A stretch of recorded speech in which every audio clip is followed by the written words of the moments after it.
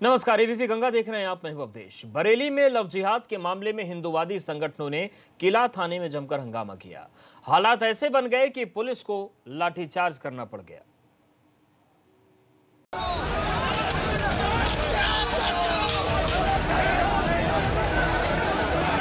हंगामा ये बरेली वाला है।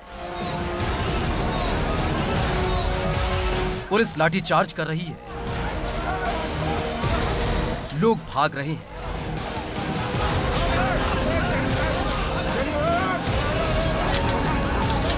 लेकिन इससे पहले क्या हुआ, इसे इन तस्वीरों में देखिए।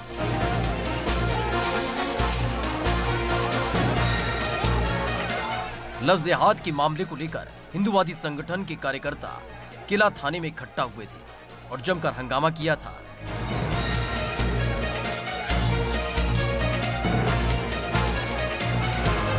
हंगामे के दौरान इन लोगों ने क्या क्या उपद्रव किए, देखते जाइए। पहले नारेबाजी की और फिर कुर्सियों को पटकना शुरू कर दिया।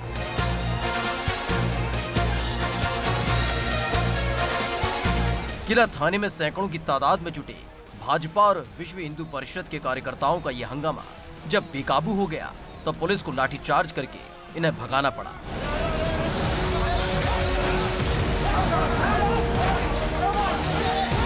एबीपी गंगा के लिए अरूप मिश्रा की रिपोर्ट।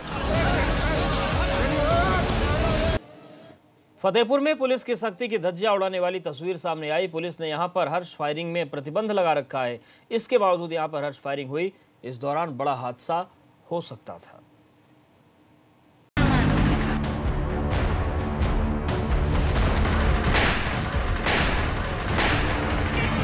एक कस्बाई इलाका, कई लोग बैठे हैं। बैठे लोग क्या कर रहे हैं, यहाँ आगे क्या होता है, ये हम आपको बाद में बताएंगे।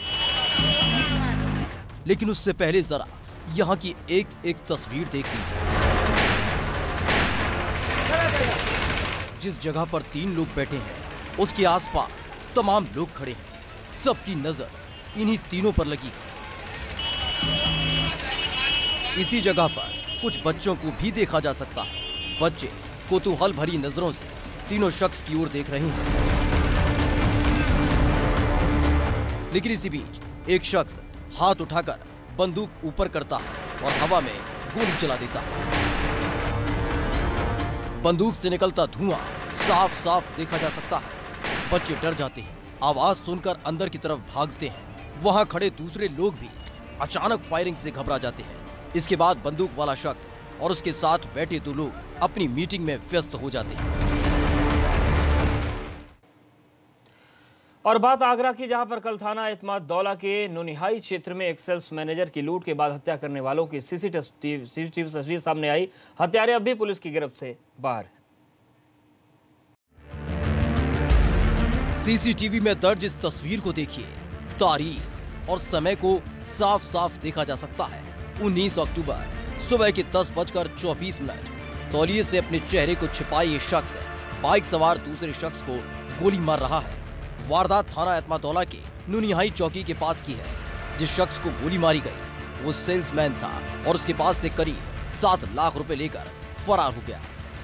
सोमवार को लूट और हत्या की ये वारदात हुई और मंगलवार को उसकी एक और तस्वीर सामने आई, जिसमें हत्या का आरोपी बैग लेकर भागता हुआ दिखाई दे रहा है। आगरा पुलिस इस शख्स की शिद्दत से तलाश कर रही है, लेकिन फिलहाल वो पकड़ में नहीं आ रहा है। एबीपी गंगा के लिए आगरा से नितिन उपाध्याय की रिपोर्ट। और अब बात मेरठ की, जहां पर पारस केमिकल फैक्ट्री में भीषण आग लग गई। आग इतनी भयंकर थी कि आधा दर्जन से ज्यादा दमकल की गाड़ियों का इस्तेमाल करना पड़ा। जहां तक देखिए धुआं ही धुआं नजर आता है। आसमान में उठता धुआं, आसमान को काला बनाता धुआं, हवा को जहरीला बनाता धुआं। तस्वीर मेरठ के थाना खरखौदा क्षेत्र के नरहाड़ा इलाके की है। आग जिस जगह पर लगी है वो एक केमिकल फैक्ट्री है। आग जिस वक्त लगी उस समय कई मजदूर फैक्ट्री के अंदर काम कर रहे थे। पारस केमिकल फैक्ट्री में जैसे ही आग लगी, सबसे पहले तो मजदूरों को बाहर निकलने को कहा गया। सूचना मिलने के बाद दमकल विभाग की करीब आधा दर्जन गाड़ी आग बुझाने में जुट गए। आग से यहाँ कितना नुकसान हुआ है, इसका आकलन किया जा रहा है। एबीपी गंगा के लिए मेरठ से सुधीर चौहान की रिपोर्ट। सरकार महिलाओं के सशक्तिकरण और सुरक्षा को लेकर बहुत गंभीर है, लेकिन आजमगढ़ में एक ऐसी तस्वीर सामने आई जो कई सवाल खड़े करती है। ये रिपोर्ट देखिए।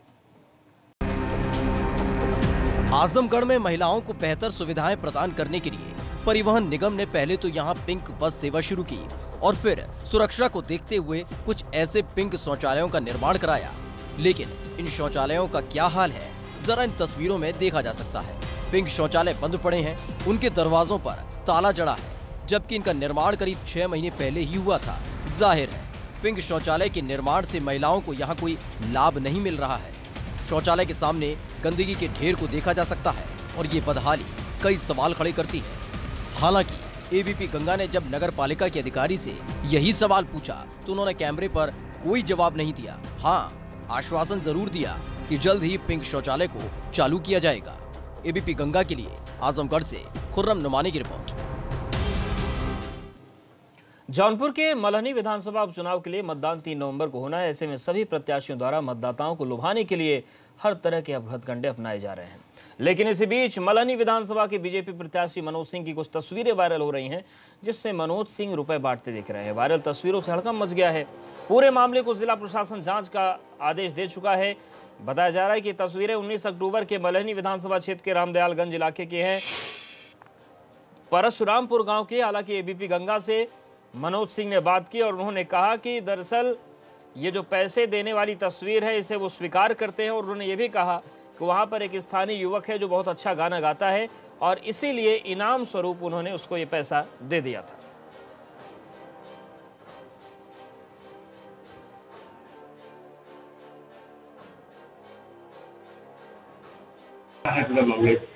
देखिए, ये जिस घटना का आप उल्लेख कर रहे हैं ये अभी आपके द्वारा ही मेरे संज्ञान में लाया गया है।